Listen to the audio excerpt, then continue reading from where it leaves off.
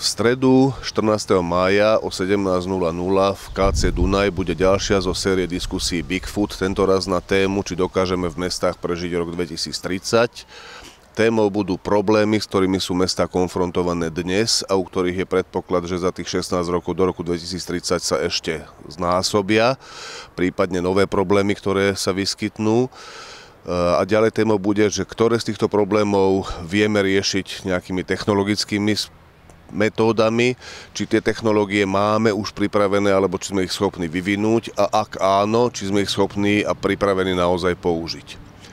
Hostia budú rôznorodí, jednak primátor Bratislavy Milan Vtáčnik, potom predseda predstavenstva J&T Real Estate Peter Korbačka, generálny riaditeľ Siemensu Vladimír Slezák a architekt a člen skupiny Para Matúš Valo. Myslím si, že jak tá téma, tak to zloženie hostí dáva možnosť zaujímavej diskusie, na ktorú vás pozývam, takže ešte raz budúcu stredu 14. mája o 5:00 po obede v KC Dunaj.